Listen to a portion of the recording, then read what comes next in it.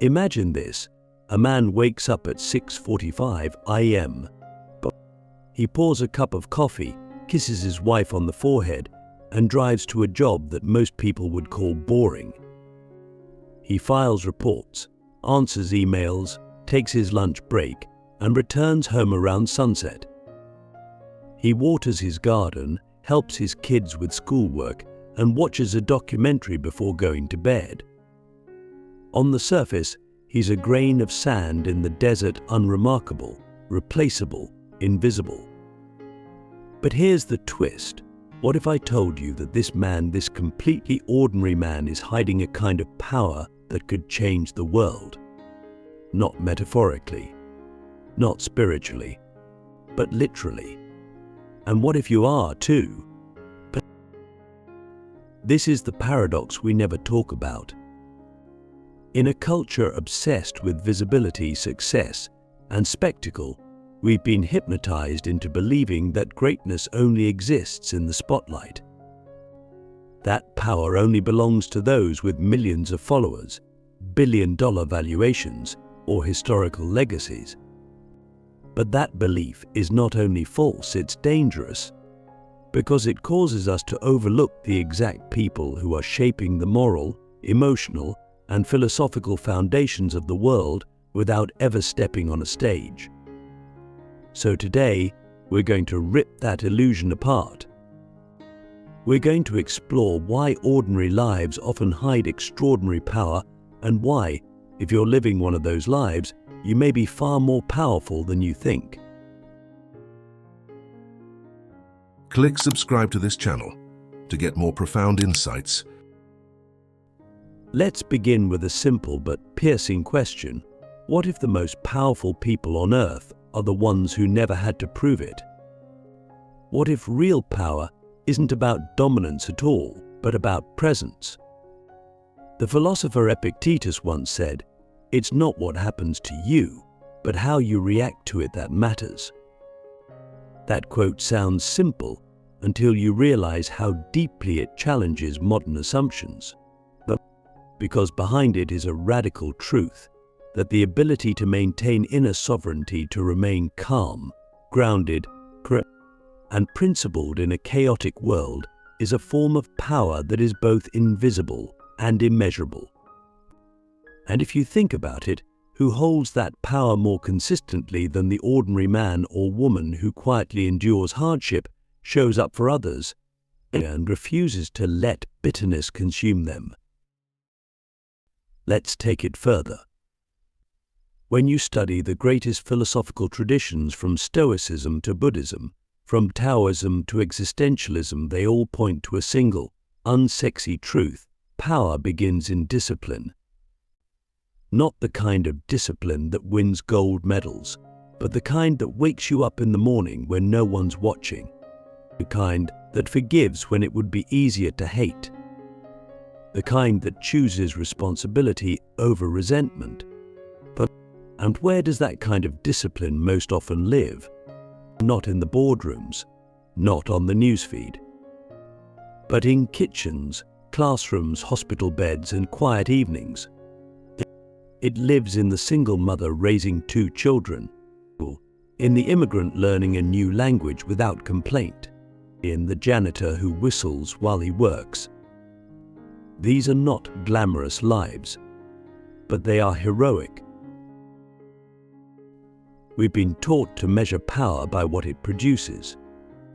But Machiavelli, Nietzsche, and even Kierkegaard would argue that real power is not about outcomes, it's about orientation, and the direction of your inner compass when the world is trying to spin you around. So here's a challenge for you. What if your ordinary life is the exact training ground for the kind of strength the world is starving for? What if your patience, your humility, your small daily victories, what if those are not signs of smallness, but signs of extraordinary resilience? Now, let's zoom out and get uncomfortable. Why don't we see this kind of power? Why don't we celebrate it? Because it doesn't feed the ego. Because it doesn't go viral. Because it doesn't sell. The world prefers spectacle over substance. It would rather give you $1 million influencer telling you to grind harder than show you the quiet grace of a father who sacrifices so his kids can dream. But ask yourself this: who has more impact? The one who inspires envy, or the one who inspires character? The one who is followed, or the one who leads by example without ever asking to be seen? You see, the real problem isn't that ordinary people lack power. It's that they don't realize they have it. And once you realize it, once you truly understand that your life, in all its simplicity, is a stage for transcendent strength, everything changes. You stop comparing. You stop apologizing. You stop chasing illusions, and you start living with intention. You start asking yourself, if no one ever sees what I do, will I still be proud of it? When the answer becomes yes, you've stepped into dangerous territory, the kind of power that can't be bought or stolen or faked. Let me tell you a story. It's about a woman named Maria. She worked as a cleaner in a hospital for 27 years. She never went viral. She never got promoted. But every patient on her floor said the same thing. When Maria walked into the room, their pain felt lighter. She remembered their names. She sang while she cleaned. She prayed silently for their healing. And when she retired, hundreds of people, showed up to thank her. Not because she saved their lives in a medical sense, but because she reminded them they were human. Do you understand the level of power it takes to do that, to bring dignity into a system that often forgets it? That's not ordinary. That's sacred. So maybe the question isn't, how do I make my life extraordinary? Maybe the real question is, what extraordinary power is already hiding in my life right now? And what would happen if I started treating everything, my commute, my conversations, my chores, as sacred opportunities to practice greatness in small things? This is where the philosophy gets real. Because the moment you stop waiting for your big break and start owning your small moments, you begin to evolve. You stop being a consumer of meaning and start becoming a creator of it. You stop needing life to be epic, because you realize that your attention makes life epic. When you bring full presence to something, even something as simple as folding laundry, you are demonstrating a kind of mindfulness that monks spend decades trying to master. That's not ordinary, that's enlightened. And before we end this first chapter, let me leave you with a question that might haunt you in the best way if someone were to watch a time-lapse of your life. But what kind of power would they see growing in the quiet spaces? Not in the highlight reels, not in the big achievements, but in the invisible moments. Would they see someone becoming more grounded, more generous, more wise? Or would they see someone waiting for life to begin, not realizing it already has? Because here's the truth, every ordinary life is a story of potential, but only when it's seen through the right lens. And the moment we reclaim that lens, the philosophical lens that sees being as more important than doing, that sees depth over display, we start to realize that the most powerful lives are often the ones no one ever applauds, until everything else collapses. And we go looking for the people who kept the world quietly spinning. Let's begin with a thought experiment. Imagine a grand, towering cathedral. Beautiful stained glass windows, golden arches, and ceilings that seem to touch heaven. Everyone who walks in is stunned by its beauty. But what holds it up? The foundation, a structure buried deep underground, unseen, untouched, and ignored. No one praises it, no one photographs it. But without it, the entire cathedral would collapse in a breath. And here's the truth most people miss. Most of us are trying to be the stained glass window when we were born to be the foundation. This is the paradox of power. The most stable, most enduring, most necessary forces in life are the ones we rarely notice until they're gone. The parent who always showed up, the friend who listened without needing to speak, the teacher who believed in you even when you didn't believe in yourself. These aren't stories that go viral, but they don't make headlines. But they are the stories that hold everything else up. And the reason we often fail to see their power is because we've confused visibility with value. But visibility is loud. Value is quiet. Visibility fades. Value builds. Let's return to philosophy. Think of Laozi, the ancient Chinese sage who wrote the Tao Te Ching. He said, "The highest good is like water. It benefits all things and does not compete. Water, you step over it. You drink it, you wash with it, and yet without it, life dies." That's what ordinary power looks like. It's not flashy. It's formless. It goes where it's needed. It adapts. It gives without needing to be thanked. And yet it shapes entire worlds. Rivers carve canyons. Oceans move continents. And most of the time they do it without making a sound. So ask yourself, what kind of power are you cultivating in silence? And are you mistaking the absence of applause for the absence of impact? We live in a society addicted to recognition. We post, we perform, we polish ourselves for display. But Machiavelli, Confucius, and even modern thinkers like Viktor Frankl would argue that true power doesn't need to be seen, it needs to be real. Frankl, who survived the horrors of the Holocaust, wrote that the most powerful people he met in the camps weren't the strongest, but the ones who gave away their last piece of bread, the ones who whispered hope in the dark, the ones who, in the face of total despair, still chose to uphold their humanity. That's not ordinary, that's divine. And it's invisible until you really look. Let's level with each other.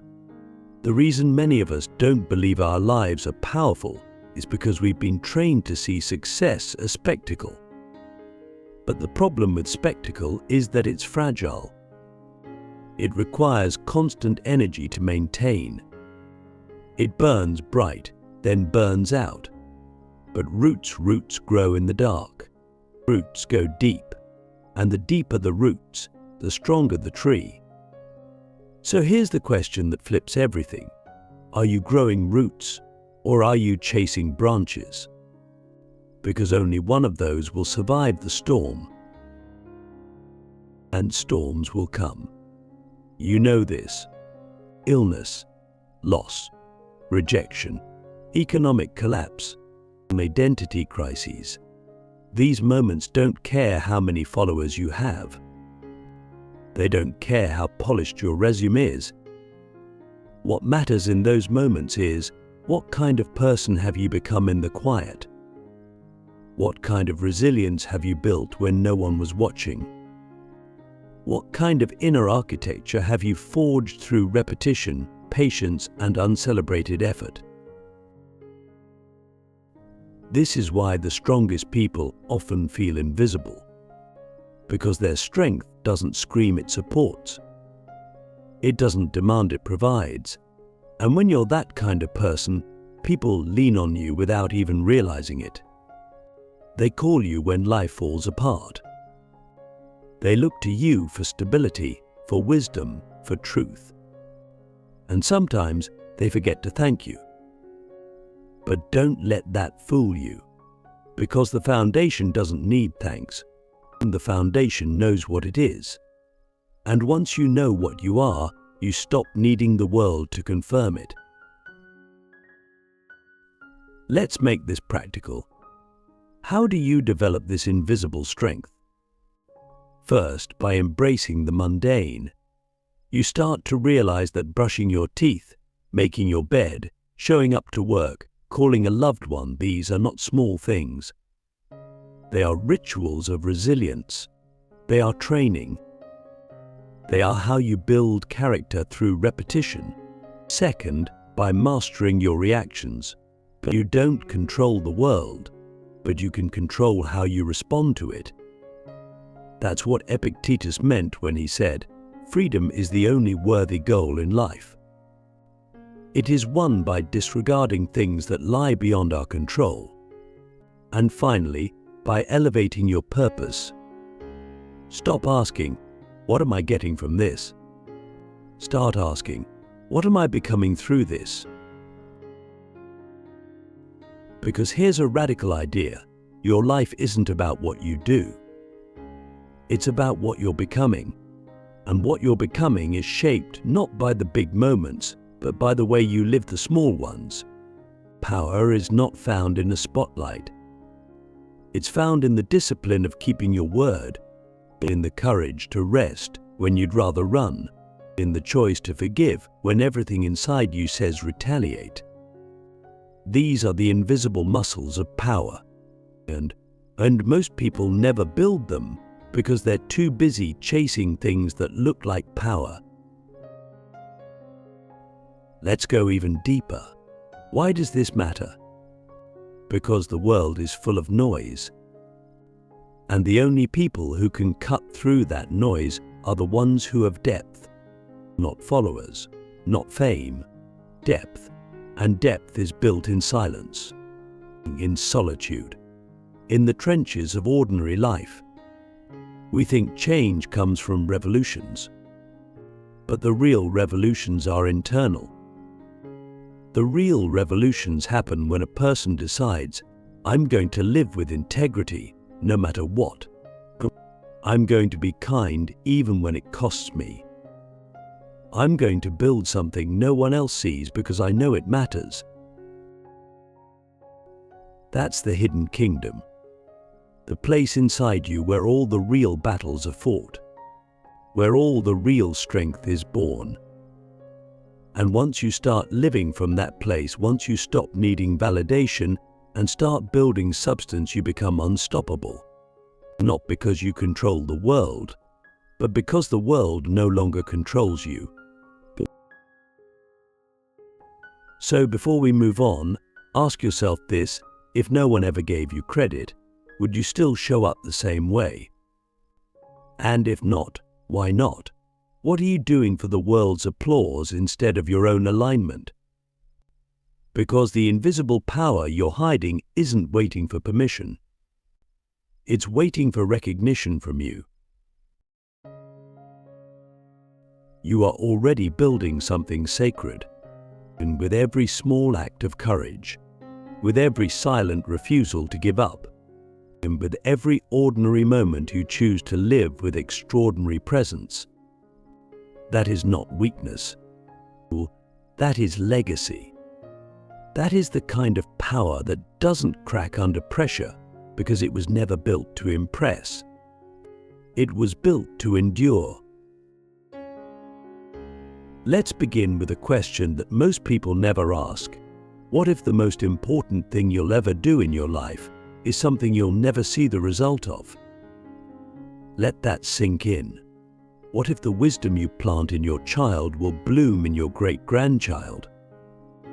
What if the act of kindness you gave a stranger ripples through their life and changes their world, and you'll never know? What if the discipline you practice now is building a kind of moral infrastructure that your entire community will stand on without ever knowing your name? This is the final truth in the journey we've been on. Ordinary lives often hide extraordinary power because they are unseen empires. They are cathedrals built stone by stone in the silence of daily choices. They don't rise fast, they don't shine bright, but they last. And the reason they last is because they're rooted in something deeper than ego, they're rooted in intention. You see, we live in a world that worships immediacy. We want likes, views, results now. But life doesn't work like that, and power doesn't work like that. Power that lasts is power that outlives you. And to create that kind of power, you have to be willing to live in the tension between effort and invisibility, between sacrifice and silence, between meaning and mystery. You have to be okay with not being thanked. You have to be okay with not being noticed. Because your reward isn't recognition. Your reward is resonance. Let's talk legacy. Not the kind written in history books, the kind etched into hearts. The kind that lives in the way someone speaks to their children because you once spoke to them with kindness. The kind that exists in the way someone walks into a room with quiet strength because they once saw you do it without fear. That's the unseen empire. And no, it doesn't come with medals. It doesn't come with followers. But it comes with something far deeper, immortality in motion. And you might be building your own Ellis empire right now without even realizing it. Every time you choose patience over anger. Every time you choose truth over popularity. Every time you do the right thing when no one's watching, you are laying bricks. But bricks that someone else may one day stand on. Maybe your child. Maybe a stranger. Maybe someone you'll never meet. But they'll stand taller because you refuse to shrink. Let's bring it back to philosophy. The Stoics taught that virtue is its own reward. That living well, truly living well, is not about outcome, but about excellence of soul. And what does excellence of soul look like? It looks like character when no one is testing you. It looks like generosity when you don't have much to give. It looks like showing up day after day to build something beautiful, even if no one claps. And here's the twist: people do notice. Maybe not loudly, maybe not immediately, but they feel it, the same way you can feel when someone is grounded, when someone is real, when someone is safe. That's the kind of presence that echoes. That's the kind of presence that doesn't need to be explained or even understood, it just is. And the more you become that person, the more you realize something profound.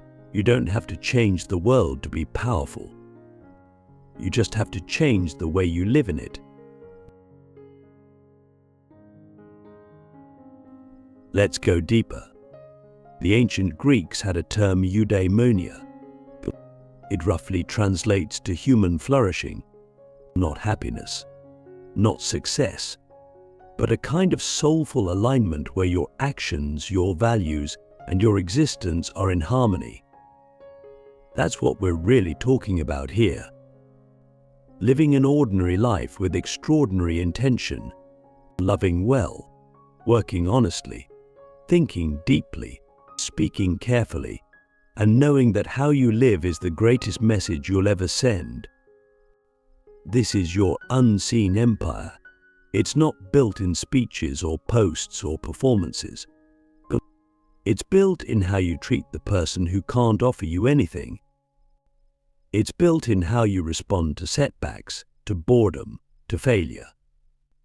It's built in how you carry your own pain without turning it into someone else's burden.